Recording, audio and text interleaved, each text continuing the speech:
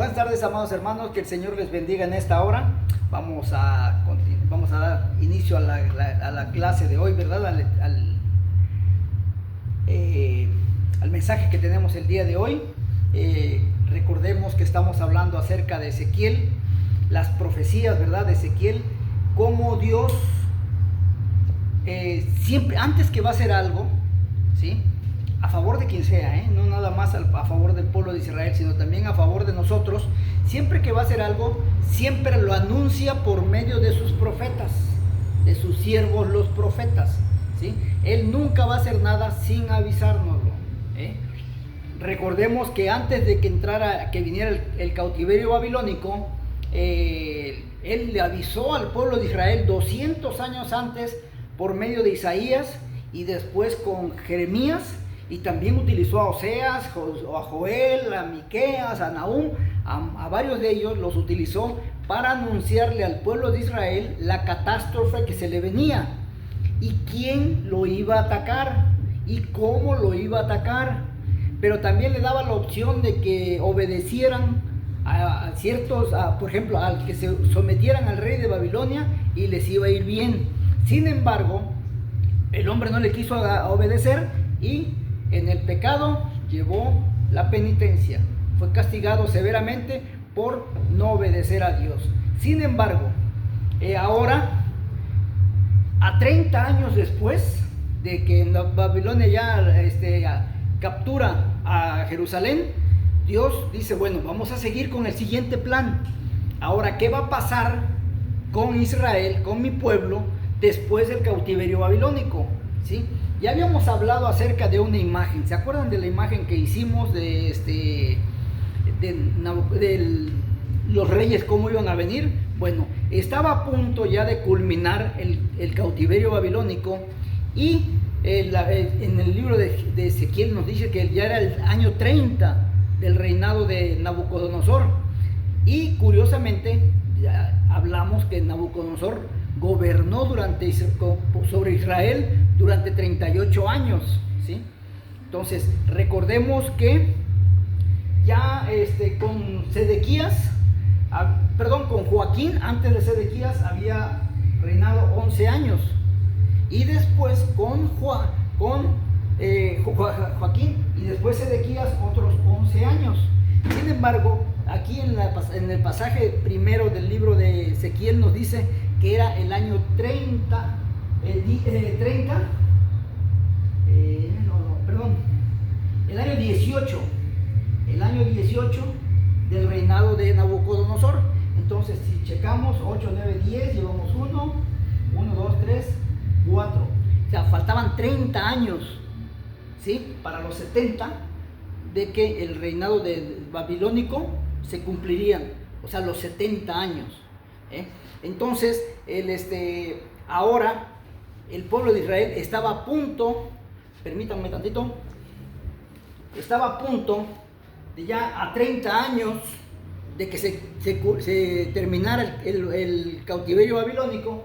Entonces, Dios tenía que advertirle a su pueblo que era lo siguiente, ¿sí? Porque es así nuestro Dios. Nuestro Dios nos avisa con anticipación los movimientos que va a hacer. Entonces le dice a Ezequiel, dice, mira, vas a acostarte sobre tu lado derecho, sobre tu lado izquierdo, 390 días. ¿Sí? Acuérdense que eso lo vimos el día de ayer. Eso va a ser por los pecados de Israel, las 10 tribus. Pero cuando termines de ese asedio, vas a acostarte sobre tu lado derecho 40 días. 40 días, ¿sí? Y esos 40 días van a ser 0, 9, 30, 430 años. ¿Cuándo iban a empezar esos 400? ¿A partir de cuándo iban a comenzar esos 30 años? A partir de cuando Ciro diera la instrucción a los judíos de que se fueran a volver a crear otra vez Jerusalén y a hacer sus viviendas, a poner su albarrada, ¿verdad? Su muro y su templo, ¿sí? Entonces, 30 años antes, Dios le avisa al pueblo de Israel por medio de el profeta Ezequiel, ¿sí? Que eso es lo maravilloso. Recordemos también que hablamos de que Daniel hablaba de las 70 semanas, que eso lo vamos a ver más adelantito. Sin embargo, de estas 70 semanas se iban a dividir entre dos, que eran 62 semanas, que eran desde que Ciro diera la instrucción al pueblo de Israel hasta el nacimiento del Mesías, ¿sí? Que eran 62 semanas que multiplicamos por 7, ¿sí? Por cada semana de 7 días, 2 por 7, 14, llevamos 1, 6 y 2, 13, 430. 434 años, para que vean cómo compagina lo que Dios le dijo a Ezequiel, y también se lo dijo más adelante a Daniel, que lo vamos a ver más adelantito, ¿sí? Para que vean, este es el modelo que hay de profecías, hermanos. Dios siempre que da una profecía, la da directa, precisa, concisa, no la da a medias, ¿sí? Como ahorita que dicen los profetas, es que Dios te va a dar una bendición, te va a dar una prosperidad, te va a dar esto. No, a ver, si Dios me va a dar una bendición y te le dijo a ti que me digas que voy a recibir una bendición, ¿cuál va a ser la bendición? ¿Que te va a dar una casa? Ok, perfecto. ¿Dónde me va a dar la casa? ¿Cómo me va a dar la casa? ¿Cuáles son las características de la casa? Para que yo pueda creer que Dios fue el que habló por ti, ¿sí? Cuando Dios le dijo a Ezequiel todo el porvenir de lo que venía para el pueblo de Israel, y no para el pueblo de Israel y para los gentiles, Dios le dijo a Ezequiel, te voy a dar una señal para que sepas que yo soy el que te estoy diciendo todo esto. Porque acuérdense que Ezequiel se queda espantado, se queda sorprendido de todo lo que Dios le manifestó. Dice, esto no puede ser, esto es inconcebible, ¿sí? Pero sin embargo dice Dios, te voy a dar una señal. Van a venir los judíos, te van a atacar, te van a amarrar, te van a golpear y van a querer que a fuerzas hables. Con esa señal es la que te voy a dar para que sepas que soy yo el que está hablando, ¿eh? Soy yo el que estoy diciendo todo esto que va a suceder, ¿eh? Entonces, así son las profecías, así es el modelo de profecía. Pero no descuidemos esto. Ahora, dijimos que íbamos a hablar acerca del capítulo 5, dice, y tú, hijo de hombre, tómate un cuchillo agudo, toma una navaja de barbero y hazla pasar sobre tu cabeza y tu barba. Toma después una balanza y pesa y divide los cabellos.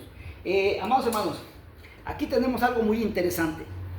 Córtate tu cabello, ¿sí? Y después divídelo en 3 partes, ¿sí? La primera parte, ¿sí? Dice, la primera parte, quémala al fuego. La primera parte de tus cabellos, quémalo al fuego. Échalo al fuego y que se queme. O sea, van a morir. El cabello representa al pueblo de Israel, a la nación que estaba en ese tiempo. El primer parte, ¿sí? Quémala. El segundo, dice,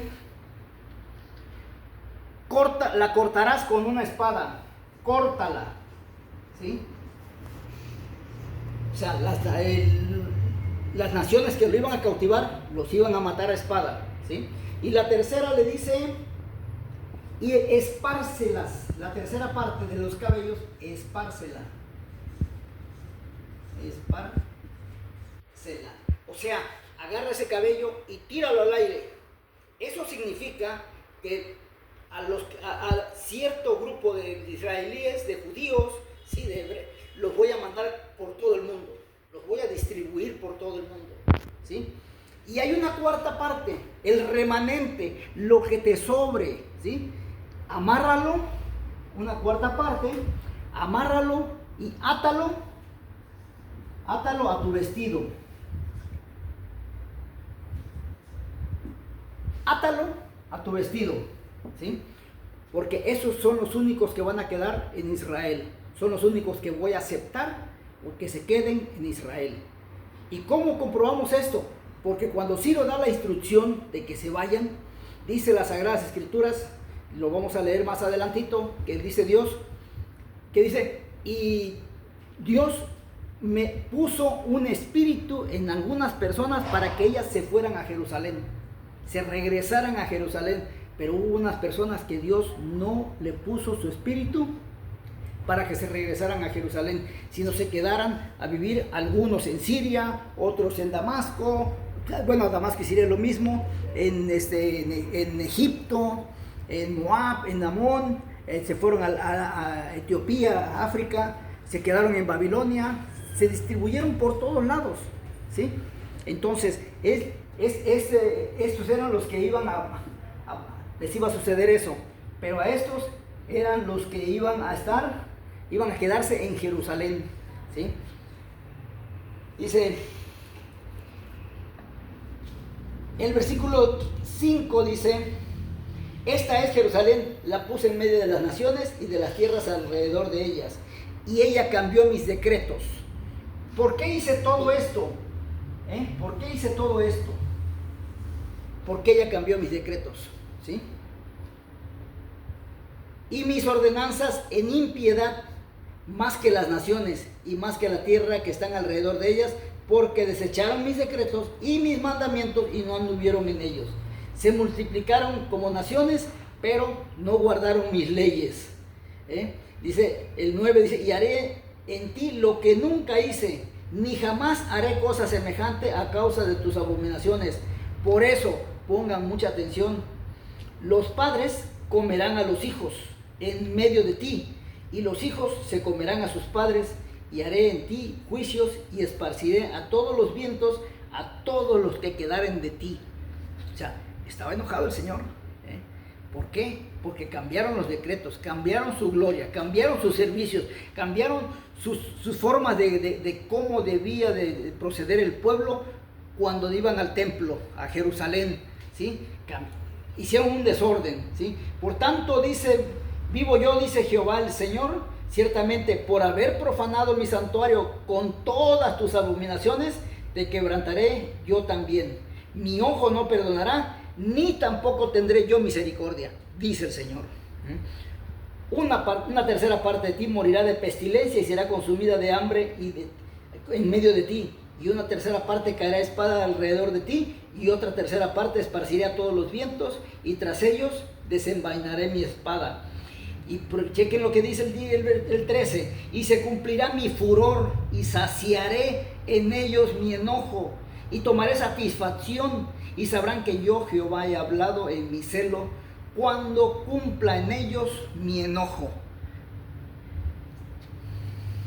Convertiré en soledad y en oprobio entre las naciones, porque yo Jehová he hablado, cuando arroje yo sobre ellos las perniciosas saetas del hambre, que serán para destrucción, las cuales enviaré para destruiros. Entonces aumentaré el hambre sobre vosotros, y quebrantaré entre vosotros el sustento del pan. Enviaré pues sobre vosotros hambre y bestias feroces que te destruyan, y pestilencia y sangre pasarán por en medio de ti, y enviaré sobre ti espada. Yo Jehová he hablado. O sea, esto es lo que Dios le dice al pueblo de Israel, ¿sí? Por haber hecho abominaciones aún dentro de mi casa. Hiciste porquerías dentro de mi templo, dentro de mi casa. No te la voy a perdonar. Por causa de esas abominaciones te voy a echar, te voy a quemar, te voy a cortar, te voy a esparcir por todos lados. Hoy en día nosotros se nos hace muy fácil meter cualquier cosa en los templos, ¿sí? Si esto, ayer se los dije, si esto no se lo permitió a su pueblo, ¿cuánto más nos lo va a permitir a nosotros? ¿Sí? Sobre todo a nosotros los gentiles. Nosotros nos excusamos en decir, es que no estamos bajo la ley, estamos bajo la gracia. ¿Y qué creen ustedes? Que la gracia es una autoridad para pecar y para hacer abominaciones y decir, es que mi Cristo me ama, mi Cristo salva, mi Cristo me restaurará. Dios no restauró al pueblo de Israel, hasta ahorita no lo ha restaurado. Lo volvió a regresar a su tierra, como está ahorita, pero no lo ha restaurado. Y lo va a hacer pasar todavía por la gran tribulación. Porque si creen que la gran tribulación solamente va a ser para los gentiles, están equivocados. Los judíos también van a pasar por la gran tribulación. Los judíos también van a pasar por manos del anticristo. No crean que los judíos van a ser exceptos.